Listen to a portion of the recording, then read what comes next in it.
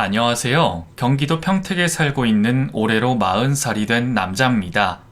결혼 후 망가진 제 인생을 보며 요즘 저는 매일 땅을 치는 후회를 하며 살고 있습니다. 솔직히 저는 결혼만 하면 남들처럼 평범하게 잘 살 수 있을 거라고 생각을 했습니다. 제가 운이 지지리도 없었던 놈이었던 걸까요? 왜 저에게만 이런 재수없는 일들이 일어난 건지 모르겠습니다. 제 주변에 이혼을 한 친구가 한 명 있기는 한데 그 친구는 이혼은 별게 아니라며 살다 보면 그럴 수도 있는 거라고 여기라며 저를 위로해 줬습니다. 하지만 저는 그 친구는 전처와 성격 차이로 이혼을 했기 때문에 저에게 그렇게 말할 수 있는 거라고 생각을 합니다. 그 친구는 제 결혼 생활이 얼마나 끔찍했는지 상상도 못할 겁니다. 이 채널을 우연히 발견했는데 대부분 기혼자이신 분들이 사연을 보내시더라고요. 시청을 하시는 주 시청자분들도 결혼한 선배님들이신 것 같아서 제 인생을 망가뜨린 저의 결혼 이야기를 한번 보내보려고 합니다. 혹시라도 제 이야기를 안타깝게 들으셨다면 인생 선배이자 결혼 선배로서 따뜻한 말 한마디 부탁드립니다. 저는 태어날 때부터 엄마를 꽤나 고생시켰던 우량아였습니다. 제가 태어났을 때 저희 아버지는 이만기를 잇는 천하장사가 태어났다며 동네에 잔치를 벌이실 정도였죠. 크게 태어난 만큼 저는 먹기도 참 잘 먹었습니다.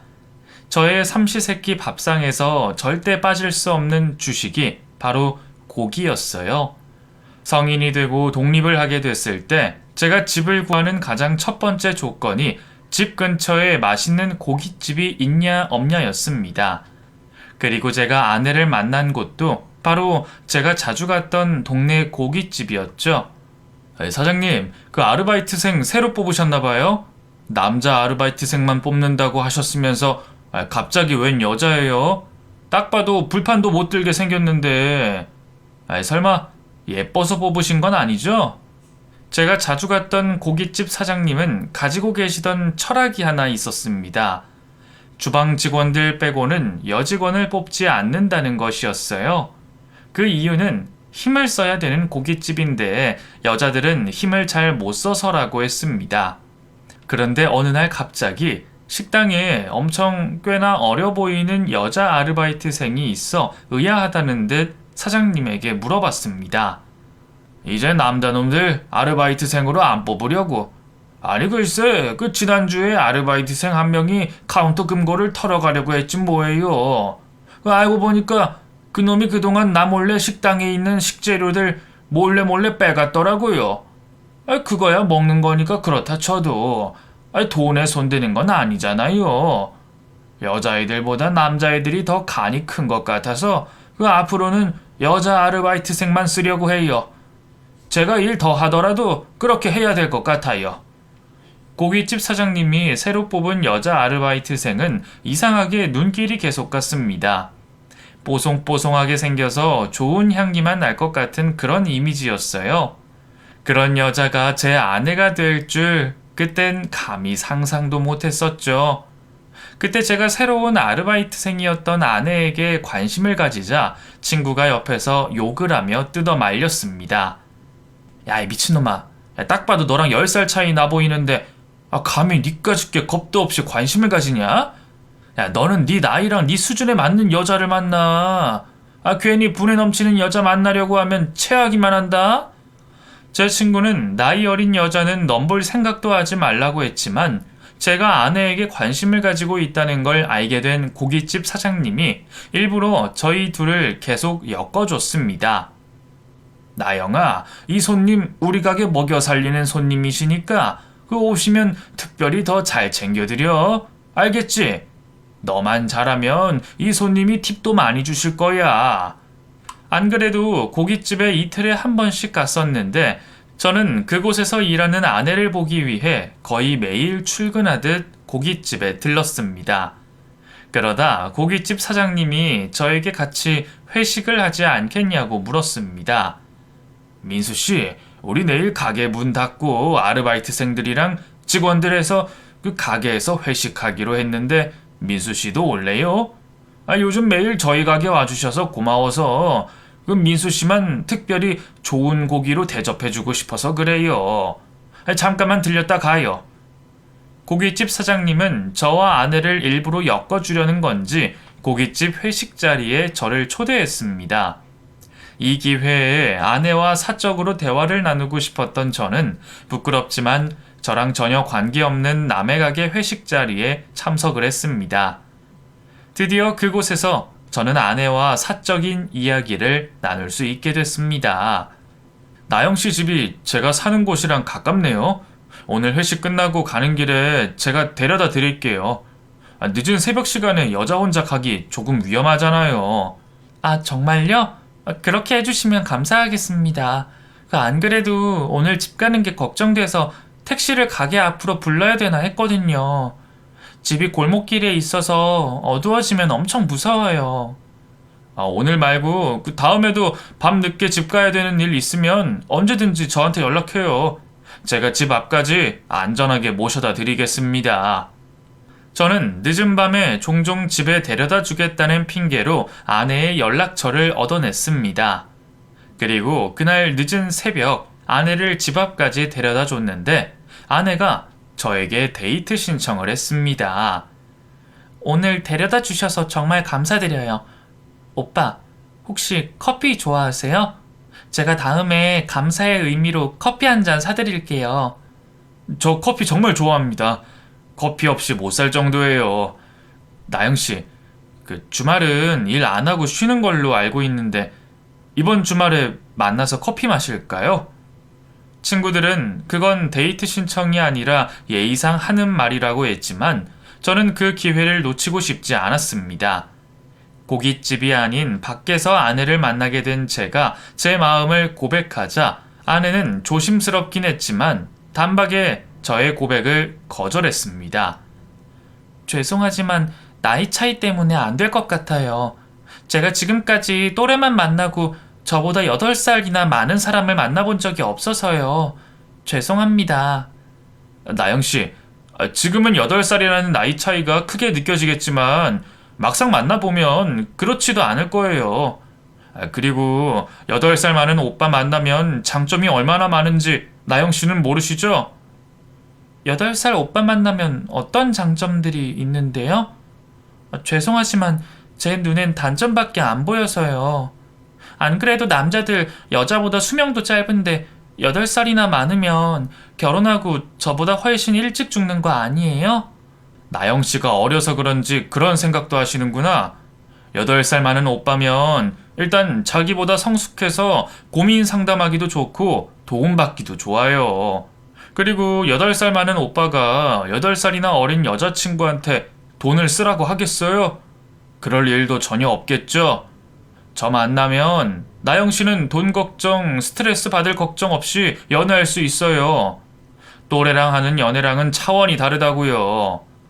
아내는 8살이나 많은 저와 만나고 싶지 않다고 딱 잘라 거절했지만 그때 무슨 용기였는지 저는 아내에게 8살 많은 남자와 연애를 하면 어떤 장점들이 있는지 머리를 쥐어짜내 나열하기 시작했습니다. 그렇다 해서 아내가 바로 넘어오지는 않았지만 저 또한 포기하지 않았습니다. 나영씨, 이거 저희 회사 근처에 있는 빵집에 파는 케이크인데 다들 줄 서서 사 먹더라고요. 나영씨도 좋아할 것 같아서 사왔으니까 집 가서 혼자 먹든지 가게 사람들이랑 나눠 먹든지 해요. 일하다 보면 당 떨어지잖아요. 다음에 먹고 싶으면 또 말하고요. 아내의 마음을 얻기 위해 저는 매일매일 고깃집에 들렀고 들릴 때마다 아내에게 선물을 조공했습니다. 제가 대놓고 아내에게 구애를 하자 고깃집 사장님도 적극적으로 나서서 저를 도와주셨습니다.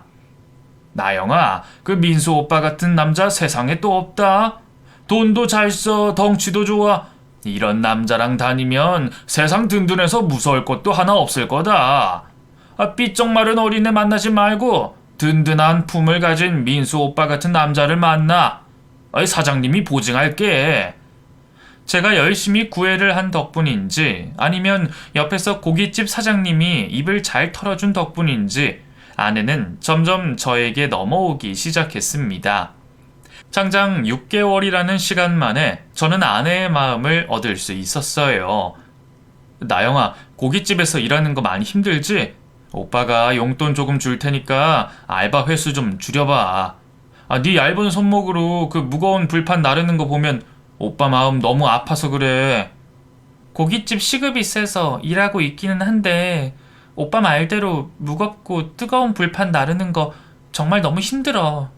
오빠가 진짜로 용돈 챙겨주는 거면 나 카페 알바나 빵집 알바로 바꾸고 싶어. 진짜 용돈 줄 거야? 당연하지. 오빠는 너 힘든 거 못 보겠어. 보고 싶지 않으니까 당장 다른 알바 구해봐. 내가 사장님한테 잘 말씀드려 볼게. 그땐 제가 뭐에 홀렸는지 돈도 잘 못 벌면서 아내에게 제 월급 절반 이상을 썼습니다. 솔직히 남자로서 저보다 나이가 8살이나 어린 아내에게 돈을 쓰게 할 수는 없더라고요. 그래서 돈을 물 쓰듯 썼는데 아내는 거기에서 저에게 홀딱 반한 듯 했습니다. 나영아, 너는 몸만 오면 되니까 우리 올해 안으로 결혼식 올리자. 오빠가 너 몸만 오면 되도록 다 준비해뒀어. 오빠 멋있지? 그러면 나야 좋기는 한데 우리 엄마랑 아빠가 허락을 해줄지 모르겠다. 내가 8살이나 많은 남자랑 결혼한다고 하면 우리 부모님이 오빠를 도둑놈으로 생각할 것 같은데? 오빠, 우리 엄마 아빠한테 결혼 허락받을 자신 있어? 당연히 자신 있지. 내가 누구야? 나 김민수야. 내가 장인어른이랑 장모님 만나면 잘 말씀드려 볼게. 너 오빠 언변 좋은 거 알지? 오빠만 믿어. 아내의 말대로 장인어른과 장모님은 제 나이 때문에 결혼을 반대하셨습니다. 하지만 저는 6개월간 아내에게 구애한 것처럼 포기하지 않고 장인어른과 장모님의 마음을 얻기 위해 노력했습니다. 두 분께서 나이 차이 때문에 걱정을 많이 하고 계시는 거 잘 압니다. 하지만 저 나영이 평생 손에 물 한 방울 안 묻힐 자신 있습니다. 남자로서 그리고 나영이보다 8살이나 많은 어른으로서 나영이 인생 제가 끝까지 책임지겠습니다. 남자 하면 책임감 아니겠습니까? 등치값 하겠습니다. 저희 결혼 허락해 주십시오. 주말마다 아내의 친정집에 찾아뵙고 장인어른과 수많은 술자리를 가진 끝에 저는 두 분에게서 결혼 허락을 받아낼 수 있었습니다. 아내와 저의 결혼이 확정되자마자 아내는 하고 있던 카페 일을 그만두고 제가 사는 집으로 들어왔습니다. 오빠, 나 결혼하기 전까지 여기서 지내도 됐지? 결혼해서 살림 합칠 거 생각하면 지금 나가는 월세가 아깝게 느껴지더라고. 이왕 이렇게 된 거 지금부터 같이 살면서 서로 맞춰나가 보자. 토끼 같은 아내와 함께 살 수 있는 것은 축복이라고 생각을 했습니다. 하지만 막상 살아보니 그렇지도 않았습니다. 그래서 친구들이 결혼 전에 잠깐 같이 살아보라고 추천했던 것 같습니다. 오빠, 내가 오빠 아침 차려주려고 나름대로 최선을 다해서 준비하긴 했는데 오빠 입맛에 맞을지 모르겠다. 내가 요리는 생전 안 해봐서 말이야. 아내는 요리도 청소도 그 어떤 집안 살림에 재능이 없었습니다. 처음에는 누구나 다 못할 수 있으니 제가 가르쳐주면서 어떻게든 집안일을 시켜보려고 했지만 아내가 손만 대면 늘 엉망진창으로 끝이 나서 결국엔 제가 직접 하게 됐습니다. 결혼 전이니 그럴 수 있다고 생각을 했습니다. 지금 돌이켜보면 그때 눈치를 챘어야 했어요.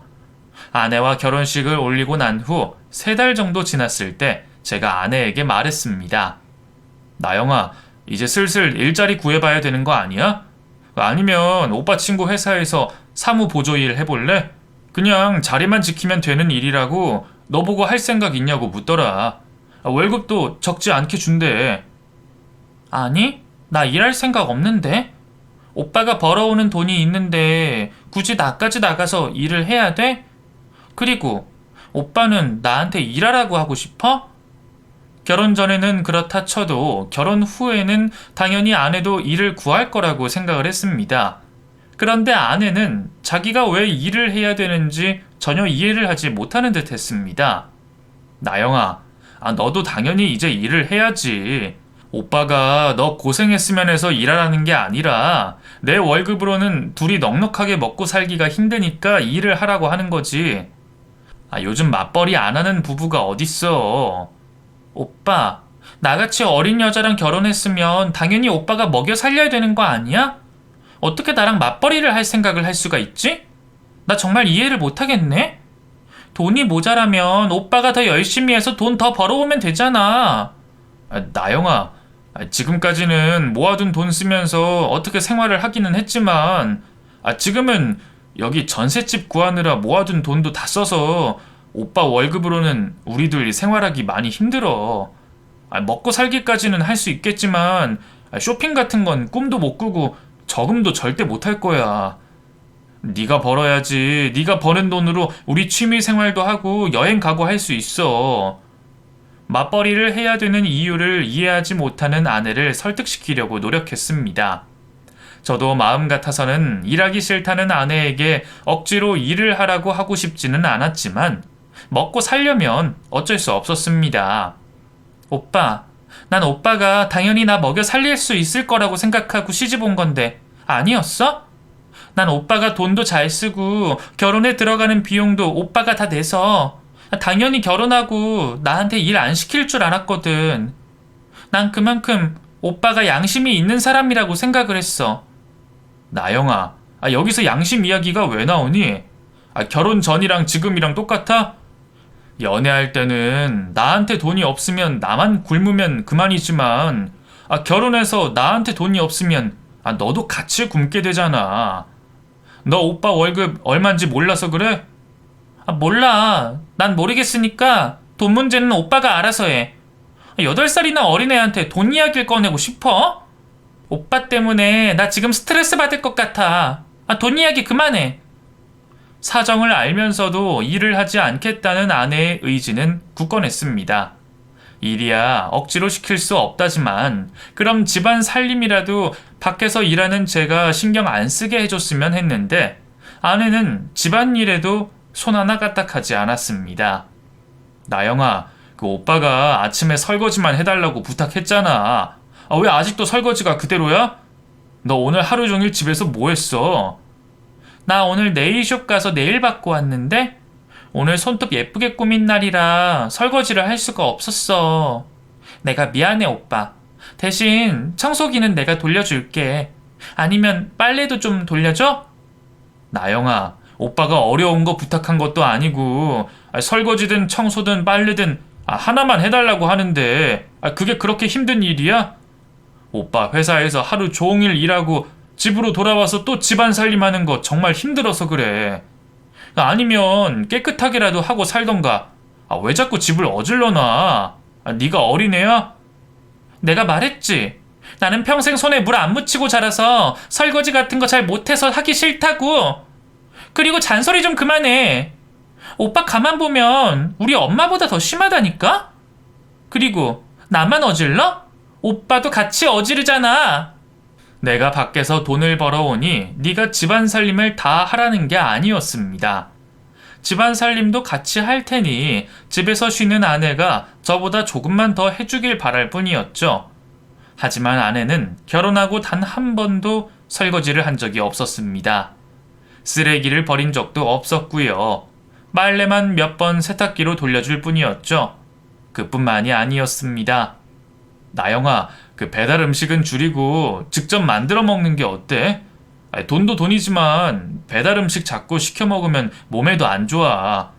너 오빠 고지혈증 있는 거 알지? 맞다. 오빠 고지혈증 있다고 했지? 근데 그거 오빠가 고기 많이 먹어서 그런 거 아니야? 배달 음식이랑은 상관없잖아. 갑자기 내 탓하는 건 아니지?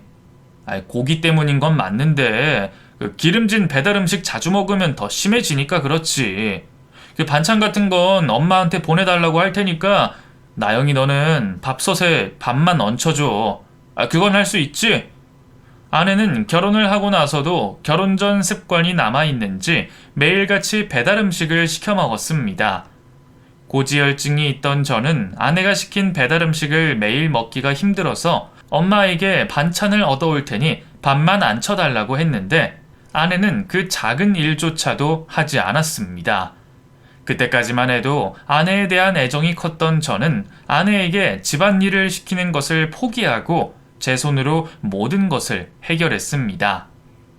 나영아, 그 집안일도 오빠가 할 수 있는 건 웬만하면 다 할 테니까 나영이 너는 오빠 도와준다고 생각하고 눈에 보이는 것들만 좀 해줘. 그렇게 해줄 수 있지? 그래, 뭐 도와주는 건 어려운 게 아니니까. 눈에 보이는 게 있으면 한 번씩 해볼게.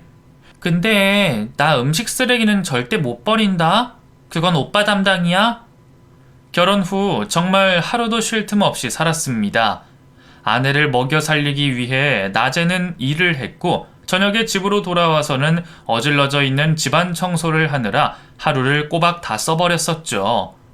제가 그렇게까지 하면 아내는 저에게 고마워하거나 조금이라도 미안해해야 된다고 생각을 했는데 아내는 오히려 저를 한심하게 보기 시작했습니다. 오빠, 내가 집에서 곰곰이 생각을 해봤거든? 내가 생각할 땐 오빠 돈 그렇게 벌어와서는 우리 돈도 못 모으고 평생 비싼 가방 하나 못 사보고 돈만 벌다가 늙어 죽을 것 같아. 오빠도 그렇게 생각하지 않아? 갑자기 그 이야기를 왜 해? 그러니까 내가 같이 맞벌이 하자고 했었잖아. 내가 벌어오는 돈으로는 평생 우리 집도 못 살 거야, 나영아. 아니, 그 이야기 하자고 이야기를 꺼낸 건 아니고 내 생각보다 오빠가 능력이 너무 없어서 이야기를 꺼낸 거야. 나는 오빠가 연애할 때 돈을 잘 쓰길래 모아둔 돈도 많고 월급도 많은 줄 알았는데 그게 아니라서 솔직히 요즘 조금 이 결혼을 괜히 했나 싶기도 해. 오빠랑 살면 복권 맞기 전까진 부자는 못 될 것 같아.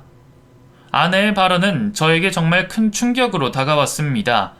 비록 돈을 많이 벌지는 못해도 저는 아내에게 할 수 있는 최선을 다하고 있다고 생각을 했거든요.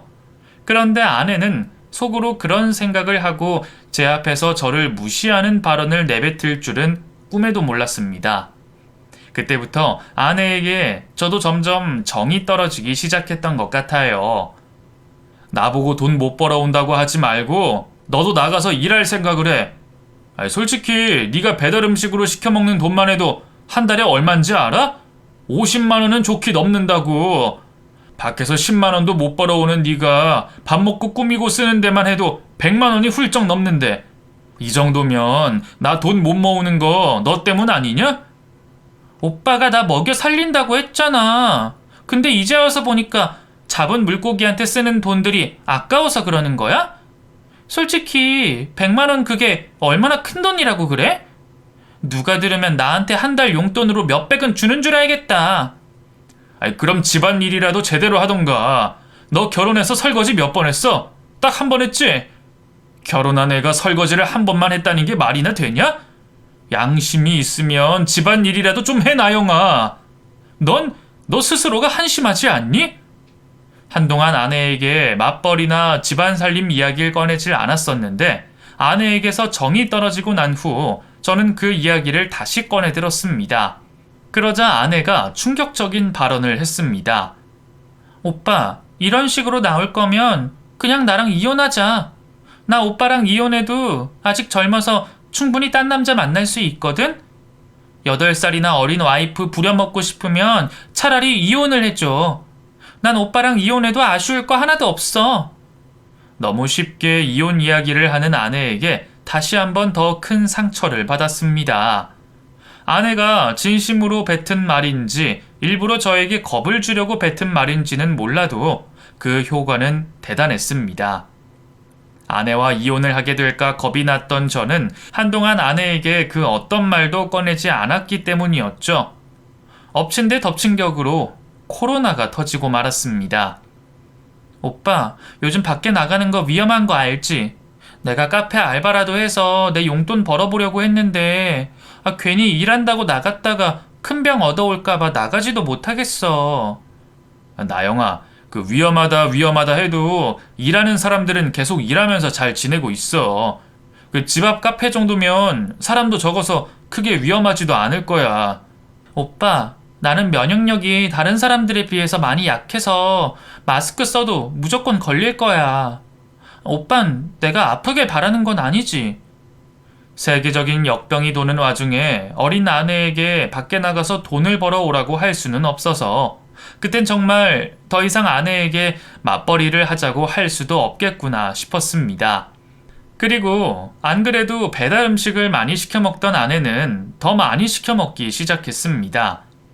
매일 시키는 것에도 모자라 하루에 2번이나 시켜 먹기 시작했죠. 오빠, 내가 점심으로 탕수육이랑 볶음밥 시켜 먹고 다 못 먹어서 남겨놨거든? 오늘 저녁은 그걸로 데워 먹어. 알겠지? 또 배달 음식이야? 나 다른 거 먹고 싶은데 밥은 없어? 밥 먹고 싶으면 내가 국밥 시켜줄까? 국밥이랑 오빠가 좋아하는 수육해서 시켜줄게. 아니야, 됐어. 또 배달 시킬 거면 그냥 집에 있는 거 먹을게. 나영이 너도 건강 생각해서라도 이제부터 배달 음식 좀 줄여. 먹는 양도 적은 아내는 배달을 시킬 때마다 먹지 못할 양을 시키고는 항상 음식을 남겨뒀습니다. 아까운 음식을 그냥 버릴 수 없으니 아내가 시킨 배달 음식의 잔반 처리는 제가 했었는데 그때부터 고지혈증이 더 심해지기 시작했습니다. 오빠, 병원비 걱정하지 말고 병원 꼬박꼬박 잘 다녀. 내가 결혼하고 우리 이모한테 오빠 보험 들어놨던 거 기억하지?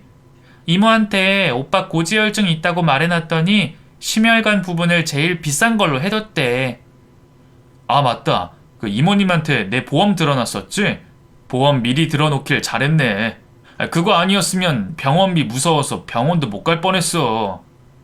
결혼 후 아내가 보험 설계사 일을 하는 자신의 이모에게 제 보험을 들어놓은 것이 하나 있었습니다. 큰 병이 생겨도 돈 나올 구석이 있으니 걱정 없이 병원을 다니기 시작했습니다.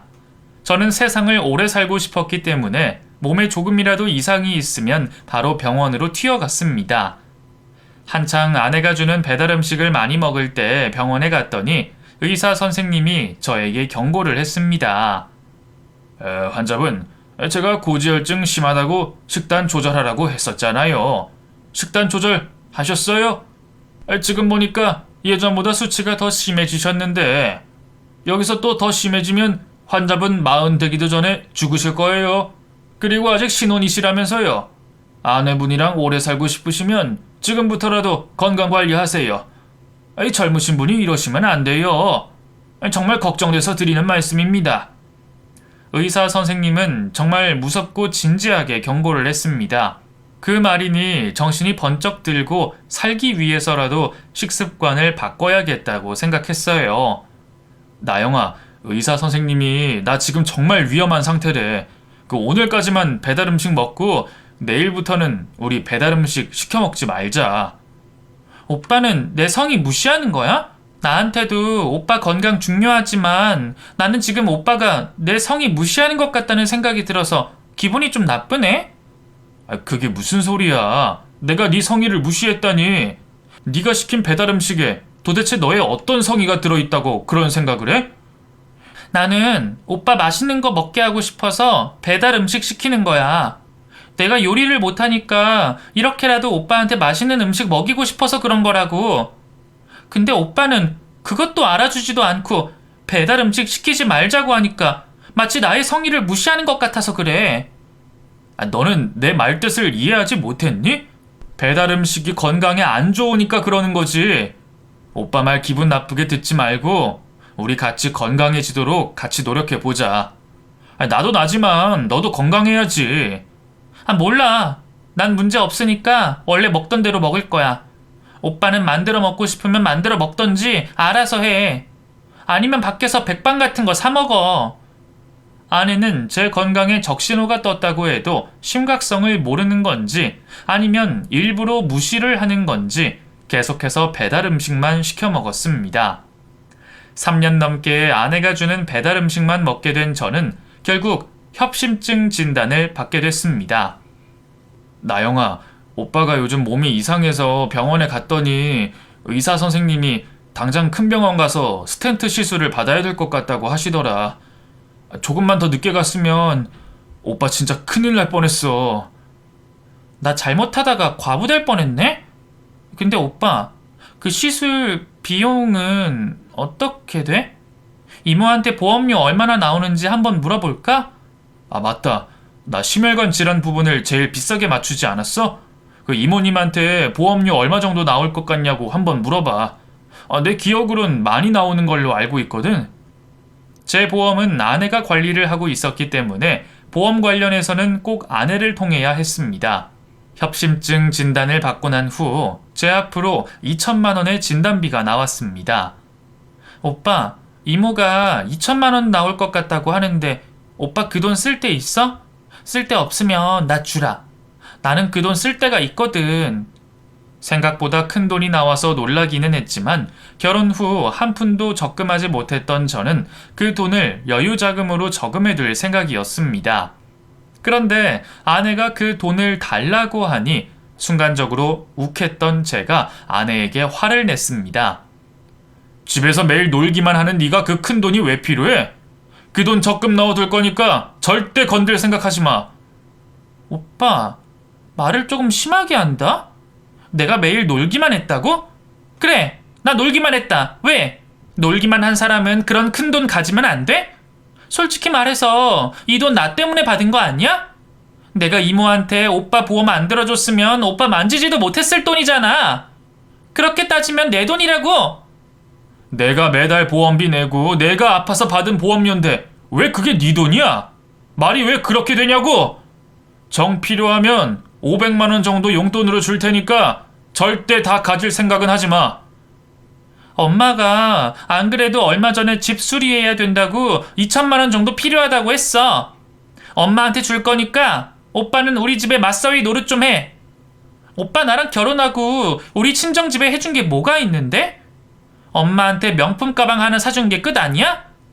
아내는 자기 친정집 수리를 해야 된다며 제 앞으로 나온 보험료를 달라고 했습니다. 하지만 지금까지 쌓인 게 많았던 저는 그러고 싶지 않아 아내의 말을 무시했더니 장모님에게서 전화가 걸려왔습니다. 김서방, 나영이가 자네 앞으로 나오는 보험료 2천만 원에 우리 집 수리하는데 보태달라고 했는데 절대 안 된다고 했다면서?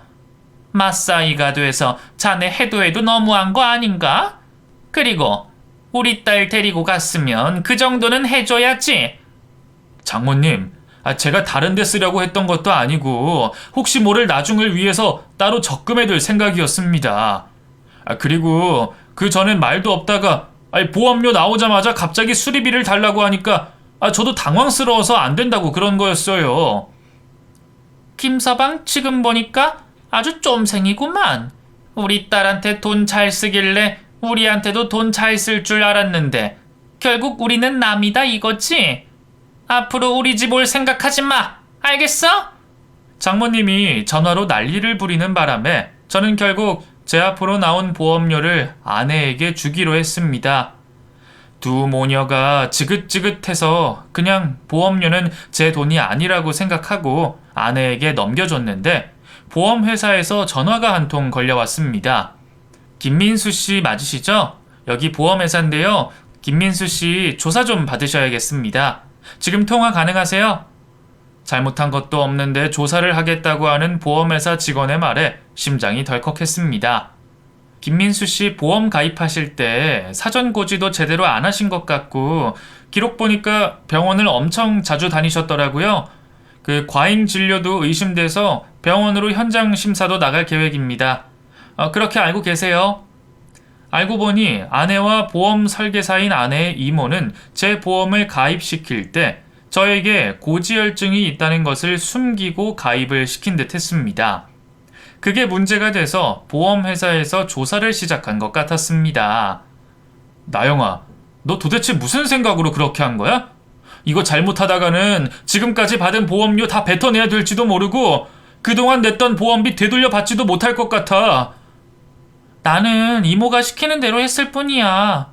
매달 납부하는 보험비 줄이고 나중에 보험료 제대로 받아 먹으려면 이렇게 해야 된다고 했어. 오빠 설마 지금 내 탓하는 거야? 난 다 오빠를 위한 거였다고. 오빠 진짜 어이없는 사람이네? 아, 됐고. 너 내가 줬던 2천만 원 아직 안 썼지? 그거 도로 뱉어내야 될 것 같으니까 다시 돌려줘. 사람이 치사하게 줬다 뺏어? 나 그거 이미 엄마한테 보내줘서 내 수중에 없으니까 오빠 돈으로 알아서 해결해. 아니면 오빠가 엄마한테 전화해서 돌려달라고 말하던가. 아내에게 보험료를 돌려달라고 했더니 아내는 또 배째라는 식으로 나왔습니다. 보험회사에서 걸려온 전화를 받은 후부터 제 인생에는 지옥문이 열렸습니다. 제 예상대로 보험회사에서는 지금까지 자신들이 지급한 보험료를 다 돌려달라고 했습니다. 결혼할 때 모아둔 돈을 탈탈 털어 쓴 저는 아내에게 돈을 되돌려 받는 방법밖에 없었습니다. 나영아, 오빠 부탁이야. 그 장모님한테 전화해서 제발 그 돈 좀 돌려달라고 해라. 아니면 우리 은행 가서 빚 내야 된다고. 왜 우리라고 해? 오빠 돈 없으면 은행 가서 오빠 이름으로 빌리던가 하면 되잖아. 2천만 원 정도면 쉽게 빌릴 수 있는 거 아니야? 너 지금 나 미치는 꼴 보고 싶어서 일부러 이러는 거야? 지금 당장 내가 보는 앞에서 장모님한테 전화해! 화를 참지 못한 제가 아내에게 소리를 지르자 아내가 경찰서에 전화를 걸었습니다. 제가 자기를 때릴 것 같다면서 말이죠. 그 일로 경찰서도 한번 나오던 저는 아내와 이혼을 하기로 결심했습니다. 나영아, 긴 말할 필요 없고 우리 여기서 끝내자. 나는 더 이상 너랑 같이 못 살 것 같다. 오빠, 내가 미안해. 됐지? 이혼은 무슨 이혼이야. 우리 죽을 때까지 같이 살아야지. 오빠 나랑 이혼하면 재혼은 할 수 있을 것 같아? 재혼이고 나발이고 너랑 같이 살다가는 내가 진짜 죽을 것 같아서 그래. 짐 싸서 나가. 여기 내 집이니까 우리 깔끔하고 좋게 마무리하자. 아내와 이혼을 결심한 저는 아내를 집에서 쫓아냈습니다. 아내와 이혼 소송으로 흙탕물 싸움을 하고 싶지 않았던 저는 최대한 좋게 마무리를 짓고 싶었어요. 그런데 제가 일하는 회사로 장모님이 쫓아왔습니다. 쓰레기 새끼, 네가 감히 내 귀한 딸을 데려가 놓고 집에서 내쫓아? 네가 그러고 인간 새끼야? 내가 어떻게 키운 딸인데 8살이나 많은 네가 훔쳐가듯이 데려가 놓고 이제 와서 버리겠다고? 내 딸이 쓰레기니? 쓰레기는 네가 쓰레기지? 장모님, 여기 제가 일하는 곳이에요. 여기서 이러지 마시고 밖에서 이야기하세요. 아무리 화가 나셔도 이러시면 안 되죠. 부끄러운 건 아나 보지? 회사 사람들 여기 좀 보세요. 이 새끼 이거 아주 도둑놈의 쓰레기예요. 다들 알고 계셨나요? 지 아내한테 소리 지르고 집에서 내쫓은 아주 나쁜 놈이라고요. 다들 이 인간이랑 말도 섞지 마세요. 장모님이 저희 회사에서 난동을 부리고 간 후 저는 사직서를 제출했습니다. 회사 사람들 얼굴 보기 부끄러운 것도 있었지만 보험회사에 돌려줄 돈이 없었기 때문에 퇴직금으로 그 돈을 메꾸기 위해서였습니다. 퇴직금으로 보험회사에서 돌려달라는 돈을 돌려주고 난 후였습니다. 아내가 이혼을 해주겠다며 저를 찾아왔습니다. 오빠가 원하는 대로 이혼해줄게. 대신 조건이 있어. 우리 같이 살던 집 전세자금 말이야. 그걸 위자료로 줬으면 좋겠어. 위자료? 위자료는 내가 너한테 받아야 되는 거 아니냐? 내가 너한테 소송 안 걸고 조용히 합의 이혼해 주는 것만으로도 너는 감사해야 돼. 내가 오빠랑 결혼해서 고생한 거 생각하면 그 위자료 꼭 받아야 될 것 같아. 내 친구들은 학교 다니고 해외로 여행도 다니면서 잘 먹고 잘 사는데 나는 오빠랑 결혼해서 내 맘대로 놀지도 못했잖아. 그걸 생각하면 오빠가 당연히 나한테 위자료 줘야 된다고 생각하지 않아? 오빠가 내 청춘 훔쳐갔잖아. 나영아, 너 진짜 안 되겠다. 나 변호사 선임할 테니까 너도 변호사 선임하든지 알아서 하고 2번 다시 찾아오지도 연락하지도 마라. 인내심이 바닥난 저는 결국 변호사를 선임해 아내에게 이혼 소송을 걸었습니다. 보나마나 제가 이길 소송이었는데도 아내는 수임료가 비싸기로 유명한 로펌에서 변호사를 선임했습니다. 제 예상대로 아내가 유책 배우자가 되고 제가 이혼 소송에서 이기게 됐는데 저는 아내에게서 돈 한 푼도 받지 못했습니다. 제가 마지막으로 다녔던 전 직장에 이 소문이 퍼졌는지 사장님에게서 연락이 왔습니다. 김 과장, 아직 다른 일자리 못 구했으면 재입사하도록 해. 그런 사정이 있었으면 나한테 말을 하지 그랬어. 그랬으면 내가 사비를 빌려주던가 했을 텐데. 이게 무슨 꼴인가? 자네 자리 아직 비어 있으니까 회사 사람들 시선 생각하지 말고 돌아와. 사장님 덕분에 저는 다시 회사로 돌아갈 수 있었습니다. 그만뒀던 회사로도 다시 복귀하고 제 돈 들여 얻은 전셋집도 지켜냈지만 지옥은 끝나지 않았습니다. 이혼 소송 때 법원에서는 아내에게 제 2천만 원을 돌려주라는 판결을 내려주셨습니다. 아내는 저에게 줄 돈이 없다며 적반하장으로 굴며 버티기 시작하더니 갑자기 저에게 재결합 이야기를 꺼냈습니다. 오빠, 나 오빠랑 이혼 소송하고 오빠랑 떨어져 지내면서 많은 걸 깨달았어. 오빠는 나한테 최선을 다했는데 내가 그걸 알아차리지 못하고 어리석게 굴었던 것 같아. 우리 다시 합치면 내가 정말 잘할 테니까 나 다시 받아주면 안 될까? 너 나한테 돈 못 갚을 것 같아서 이러는 거지? 난 이미 너한테 정 떨어질 대로 다 떨어져서 네 꼴도 보기 싫으니까 불쌍한 척하지 말고 돈이나 빨리 갚아. 오빠, 그 돈은 어떻게 해서든 갚을게. 나 이제 일도 할 수 있고 설거지도 빨래도 다 잘할 수 있어. 오빠가 나 부려먹어도 좋으니까 한 번만 용서해줘. 내가 이렇게 빌게. 아내는 저를 찾아와 끈질기게 재결합을 요구했지만 저는 아내가 진심으로 반성을 해서 재결합을 요구하는 거라곤 생각하지 않았습니다. 아내의 진심이 무엇이든 중요하지 않았어요. 아내에게 크게 데이고 난 후부터 저에게는 아내의 마음보다는 제 마음이 더 우선이었습니다. 제가 끝까지 아내를 밀어내니 아내는 다시 예전의 모습으로 돌아와 저에게 막말을 퍼부었습니다. 나 오빠한테 그 돈 절대 못 돌려줘. 이미 써버렸는데 그걸 어떻게 돌려주냐고. 그 돈 받고 싶거든. 우리 엄마 아빠한테 달라고 해. 나영아, 법이 괜히 있는 줄 아니? 너는 법 때문에 제대로 쓴맛을 봤으면서도 아직까지 정신을 못 차렸구나. 법원에서 지급 명령을 했는데도 네가 그 돈 안 뱉어내면 바로 압류 넣을 수 있다는 거 몰라서 그래? 너 정말 멍청하구나. 응, 나 멍청하니까 압류든 나발이든 오빠 하고 싶은 대로 해. 나는 오빠 망하라고 매일 교회 가서 기도할 거야. 저는 마지막으로 보류해뒀던 아내에게 압류 넣는 일을 바로 진행시켰습니다. 아내가 일도 안 하고 가지고 있는 재산이 없어서 압류 넣어도 받을 수 있는 건 당장 없지만 아내가 평생 일을 안 하고 살지는 않을 테니 그때까지 기다려보려고 합니다.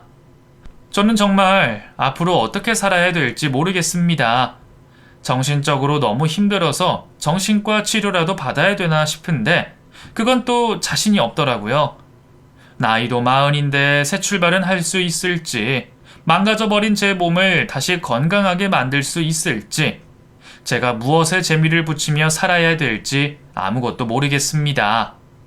가족들과 친구들은 저에게 충분히 다시 새 장가를 갈 수 있을 거라고 말해주지만 누가 저 같은 놈이랑 살아주겠나 싶기도 합니다. 친구놈이 분에 넘치는 여자를 만나면 체한다고 했었는데 저보다 8살이나 어린 아내가 저의 분에 넘치는 여자였나 싶기도 하네요.